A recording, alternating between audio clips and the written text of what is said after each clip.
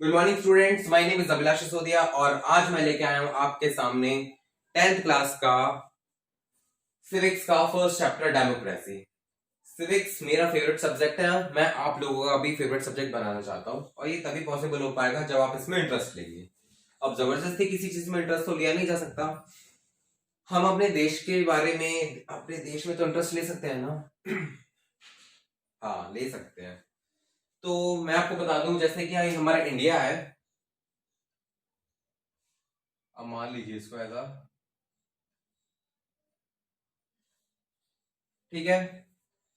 ये जो इंडिया है इसमें 28 स्टेट, 7 यूनियन टेरिटरीज हैं, ठीक है। और उनमें 650 सम डिस्ट्रिक्ट्स हैं, फिर 5 lakhs प्लस विलेजेस हैं और उन सब में 125 करोड़ लोगों की पॉपुलेशन है।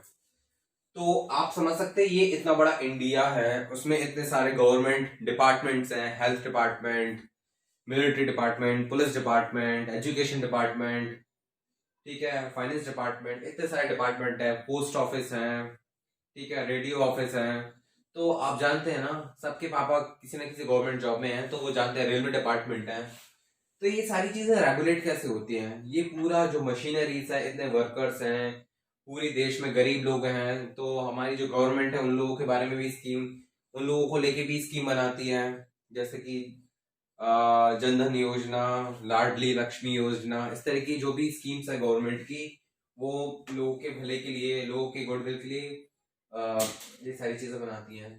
तो हमें इस सिविक्स में, मेरी बात का कहने का मतलब ये जानना है ये पूरा मैकेनिज्म है, ये कैसे काम करता है। तो इसको चलाती है गवर्नमेंट। स्टेट लेवल पे भी गवर्नमेंट होती है जिसको बोलते हैं हम सेंट्रल गवर्नमेंट, और सॉरी, जो हमारी नेशनल लेवल पे होती है उसको बोलते हैं हम सेंट्रल गवर्नमेंट, और जो हमारे राज्य में होती है, स्टेट में होती है, उसको बोलते हैं हम स्टेट गवर्नमेंट। स्टेट गवर्नमेंट का हेड कौन होता है? हमारे चीफ मिनिस्टर। और सेंट्रल गवर्नमेंट का हेड कौन होता है? हमारे प्राइम मिनिस्टर। अब पूरा का पूरा जो सिविक्स है इस पे बेस्ड है कि जो हमारे ये मिनिस्टर्स हैं, जो हमारी गवर्नमेंट बॉडीज हैं, इसको कैसे चूज किया जाता है, इनका रोल क्या है, ठीक है, इनको इलेक्ट करने का पूरा प्रोसेस क्या है, उनकी कितनी एज होना चाहिए, कितना क्राइटेरिया होना चाहिए, उनकी रिस्पॉन्सिबिलिटी क्या होनी चाहिए, ठीक है। हमें पूरे सिविक्स में पढ़ना है। जैसे कि फॉर एग्जांपल कोई क्राइम करता है, कोई रूल तोड़ता है, तो उसके लिए क्या रूल बनाया गया है, उसको क्या पनिशमेंट है, क्या उसको जेल है या उसको फाइन देना पड़ेगा, और एज अ इंडियन मेरे पास क्या राइट्स हैं, मैं इस देश का एज ए नागरिक हूँ, तो मेरे को क्या लाभ मिलेगा कि अगर मैं इंडिया में रहता हूँ, मेरे फंडामेंटल राइट्स होंगे कुछ, कि मैं इस देश के किसी भी पार्ट में रह सकता हूँ, कहीं भी जाके कुछ भी प्रोफेशन को अपना सकता हूँ, कुछ भी प्रोफेशन चूज कर सकता हूँ, कहीं भी अपना जाके घर बना सकता हूँ, कोई भी एक ऑर्गेनाइजेशन चालू कर सकता हूँ, स्कूल स्टार्ट कर सकता हूँ, कोई सा भी हमारा जो कास्ट है, कोई भी रिलीजन है, कुछ भी फॉलो कर सकता हूँ। तो ये सारी चीजों के बारे में जानना, हम नहीं चाहेंगे कि हम अपना इंडिया के बारे में ये चीजें जाने, चाहेंगे ना कि ये कहाँ से, ये इंग्लिश नहीं है कि आपको क्वेश्चन आंसर याद करना है और नेक्स्ट ईयर आपको नए क्वेश्चन आंसर याद करने पड़ेंगे, एक फ्रिक्शनल स्टोरीज होती हैं। ये हमारा जो सिविक्स है, ये डेमोक्रेसी है, ये आप ही का ही सब्जेक्ट है और ये हमारे इंडिया के बारे में ही बताता है। हमारे इर्द गिर्द क्या हो रहा है, हम लोग मूवीज में देखते हैं, हम लोग टीवी पे देखते हैं, हम लोग न्यूज चैनल पे देखते हैं, न्यूज़पेपर्स पे देखते हैं। इर्द गिर्द हमारे, मान लो फॉर एग्जाम्पल यहाँ पे इलेक्शंस होने हैं, एमएलए के, विधायकी के, जगह जगह आपने बैनर्स देखे होंगे कि विधायक है, इनकी ये सीट है, और रैलीज निकलती, तो आपका मन में सवाल आता होगा ये विधायक कौन होता है, ये एमएलए क्या होता है, इसका क्या रिस्पॉन्सिबिलिटी होती है। प्राइम मिनिस्टर आते हैं और वो कोई बिल पास करते हैं, आपने देखा होगा सांसद भवन में, पार्लियामेंट हाउस में, वहां पे शोर होता है। ये सब क्यों होता है? प्रेसिडेंट है, वो चूज किया जाता है, वो शपथ ग्रहण में जाते हैं, लोगों को अपॉइंट करते हैं। हमने न्यूज में सुना होगा कि आज इस प्रेसिडेंट ने नया चीफ जस्टिस ऑफ इंडिया उसको अपॉइंट किया। तो हमें मन में ये सब ख्याल आते हैं, ये सारी पावर्स ये किसने दी हैं और ये सारी चीजें कैसे रेगुलेट करती है। आप लोगों को समझ आ रहा है मैं क्या कहना चाहता हूँ? तो हमें ये सारी चीजें जानने की उत्सुकता होनी चाहिए। कि सारा काम, सारी मशीनरीज, ये पूरा सारा जो हमारा इंडिया है, जो हमारी गवर्नमेंट है, इसको जो हक दे रखे हैं, ये सब कैसे काम कर रहे हैं। तो ये सारा काम हो रहा है, एक किताब है जिसका नाम है कॉन्स्टिट्यूशन ऑफ इंडिया, भारत का संविधान। उसमें करीब 450 प्लस आर्टिकल्स हैं, ठीक है। और ये जो आर्टिकल्स हैं, आप इनको लाइन्स बोल सकते हैं। इसके कुछ चैप्टर्स है, 24 प्लस चैप्टर्स हैं, ठीक है। उन चैप्टर्स में आर्टिकल्स हैं, तो ये सारी चीजें उसमें दी गई हैं, ठीक है। ये तो हो गया एक तरह से इंट्रोडक्शन, आपको सिविक्स के साथ, पॉलिटिकल साइंस के साथ थोड़ी सी दोस्ती कर पाए हम। तो हम लोग अपना स्टार्ट करने वाले चैप्टर डेमोक्रेसी, इस पे फोकस करते हैं, ठीक है। तो डेमोक्रेसी का मतलब होता है लोकतंत्र, प्रजातंत्र या जनतंत्र। इसका मतलब हुआ लोकतंत्र यानी कि लोगों का तंत्र, यानी कि फॉर एग्जांपल ये इंडिया था, मैंने सॉरी रब कर दिया, इसमें फॉर एग्जांपल 1000 लोगों की पॉपुलेशन है। तो जो इंडिया के अंदर कोई भी काम होगा, कोई भी कानून व्यवस्था होगी, भले वो एजुकेशन से रिलेटेड हो, भले वो क्राइम से रिलेटेड हो, भले वो हेल्थ से रिलेटेड हो, तो ये सारी एजुकेशन ये लोग ही मिलके बनाएंगे। इसके लिए ये आपस में 1000 लोगों में से ही अपना एक कैंडिडेट चूज करेंगे, ठीक है। और उसी की ड्यूटी होगी कि इन लोगों की हेल्प करना।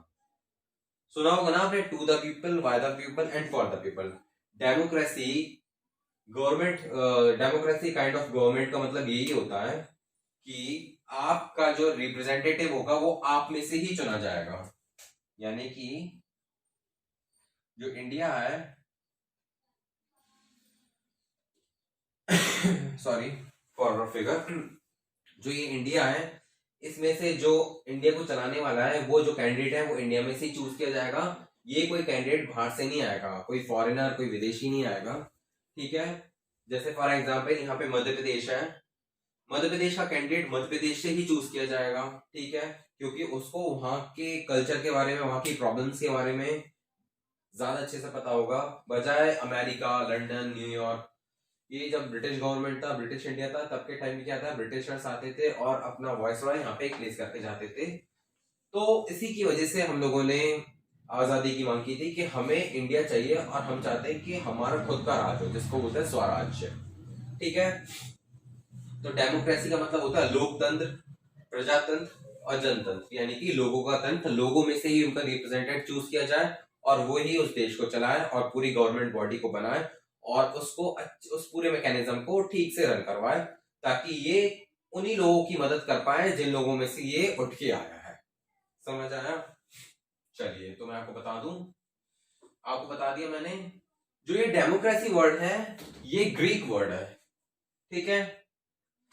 डेमोक्रेसी वर्ड बना है डेमो एंड क्रिटा से। डेमो का मतलब होता है मॉब, मॉब यानी कि पब्लिक। मॉब एक वोकैबुलरी है, इंग्लिश का बहुत अच्छा टर्म है मॉब। मॉब एक ग्रुप ऑफ पीपल को बोला जाता है। अकृता यानी कि पावर। इसमें एक छोटा सा सिस्टम है, system of government based on power of public. एक ऐसा सिस्टम है ये गवर्नमेंट का जिसमें पब्लिक की पावर मानी जाती है, पब्लिक में से ही चूज किया गया है और वो पब्लिक के कहने पे ही काम करते हैं, इसको ही डेमोक्रेसी बोला जाता है। और आपके चैप्टर में है next topic, various form of democracy. आपकी टेक्स्ट बुक्स में होगा, यहाँ पे 4 टाइप की डेमोक्रेसीज हैं, ठीक है। पूरा पढ़ने की आपको जरूरत नहीं है, मैं आपको बस उसका सार, जो उसका मेन क्रीम है, आइसिंग है, वो समझा देता हूं, ठीक है। पढ़ा बाद में लेना। वेरियस फॉर्म ऑफ डेमोक्रेसी, एक है पॉलिटिकल डेमोक्रेसी, एक है सोशल डेमोक्रेसी, एक है इकोनॉमिक डेमोक्रेसी और एक है मोरल डेमोक्रेसी।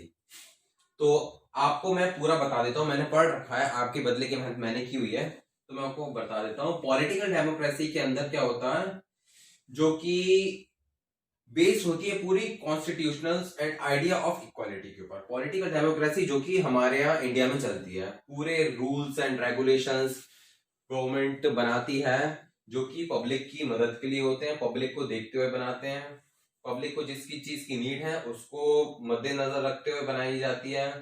इक्वालिटी का विशेष तौर पे ध्यान रखा जाता है कि इक्वालिटी मेंशन होनी चाहिए हर चीज में, मैन हो, मेल हो या फीमेल हो, ठीक है, कोई भी कास्ट का हो। इस चीज को कॉन्स्टिट्यूशनल बेस्ड होती है, ठीक है, पॉलिटिकल डेमोक्रेसी। जो ये सोशल डेमोक्रेसी है ये होती है इक्वालिटी बेस्ड पे। सोशल का मतलब होता है आपकी जो डेमोक्रेसी है वो पूरी बेस्ड है कि आपके सामने किसी भी कास्ट का पर्सन हो, जैसे SC ST OBC general. Political democracy में इक्वालिटी नहीं होती है। पॉलिटिकल डेमोक्रेसी में जैसे कि हमारे इंडिया में क्या होता है, SC ST को रिजर्वेशन दिया जाता है, OBC को थोड़ा कम दिया जाता है, जनरल को रिजर्वेशन बिल्कुल नहीं दिया जाता। लेकिन सोशल डेमोक्रेसी में ऐसा होता है कि सारे कास्ट के, सारे रेस के लोग इक्वली ट्रीट किए जाते हैं। वो दोनों साथ में लिखा हुआ था, इस वजह से मैंने आइडिया ऑफ इक्वालिटी पॉलिटिकल में बता दिया था। एक्चुअली सोशल डेमोक्रेसी ये होता है कि वो पूरी इक्वालिटी बेस्ड होती है, सोशल लाइफ, ठीक है, किसी भी कास्ट का हो कोई फर्क नहीं पड़ता। उसके बाद आ जाते हैं हम इकोनॉमिक डेमोक्रेसी पे। इकोनॉमिक डेमोक्रेसी ये मार्क्सिस्ट का कॉन्सेप्ट था। मार्क्सिस्ट एक बहुत बड़े स्कॉलर थे जो कि रशियन रेवोल्यूशन के बहुत बड़े क्रांतिकारी माने जाते थे। इनके बारे में मैं आपको फिर कभी बताऊंगा, क्योंकि ये आपका जब आप कभी MA करेंगे, अभी तो 10th क्लास है, तो ये उसका पार्ट है। पॉलिटिकल साइंस से जब आप MA करेंगे ना तो ये उसमें आता है। तो इकोनॉमिक डेमोक्रेसी में जो गवर्नमेंट का रोल होता है वो लिमिटेड होता है। मतलब हमारे इंडिया में क्या है, गवर्नमेंट सबसे ऊपर है, भले वो बिजनेसमैन है, भले वो खुद का ऑर्गेनाइजेशन चलाता है, उससे कोई फर्क नहीं पड़ता, गवर्नमेंट सबसे ऊपर है। गवर्नमेंट ने कोई चीज अपने अंडर कर ली तो कर ली। लेकिन इकोनॉमिक डेमोक्रेसी में गवर्नमेंट का रोल लिमिटेड है। इधर क्या होता है इकोनॉमिक डेमोक्रेसी में, इसमें मेजोरिटी विन करती है। फॉर एग्जाम्पल जैसे कि बिजनेसमैन की मेजोरिटी ज्यादा है, और बिजनेस जैसे गवर्नमेंट ने एक रूल बना दिया कि हम जितने भी आप इंपोर्ट करवाएंगे कोई भी सामान, तो उस पर GST 10% बढ़ा के लेंगे। तो ये गवर्नमेंट ने थोपा है ये चीज, तो ये पॉलिटिकल डेमोक्रेसी का काम हो सकता है। लेकिन इकोनॉमिक डेमोक्रेसी में जो गवर्नमेंट रूल बनाती है ना, वो रूल मेजोरिटी, जो भी मेजोरिटी होगी ना, उससे पूछ के बनाना पड़ेगा। समझ रहे? जैसे मैं आपको एग्जांपल दे देता हूं। राजस्थान में 10 स्कूल हैं और उन 10 स्कूल की वजह से ही आधे से ज्यादा राजस्थान चलता है। तो जो राजस्थान की गवर्नमेंट होगी ना, उसको एक बार राजस्थान के जो स्कूल्स है ना, उससे परमिशन लेके या उनसे एक बार डिस्कस करके अपनी कोई भी पॉलिसी हो, कोई भी डिसीजन हो, कोई भी नया अमेंडमेंट हो, वो सारी कोई भी चीज है ना, उनसे एक बार कंसल्ट करके ही अपनी रिलीज करनी पड़ती है।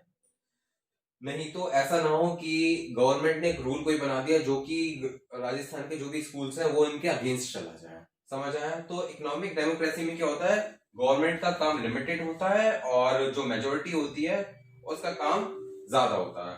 Government will respect public opinion. Government को पब्लिक ओपिनियन की बात माननी पड़ती है, ठीक है। मतलब गवर्नमेंट कभी कोई भी चीज ऐसे थोप नहीं सकती है।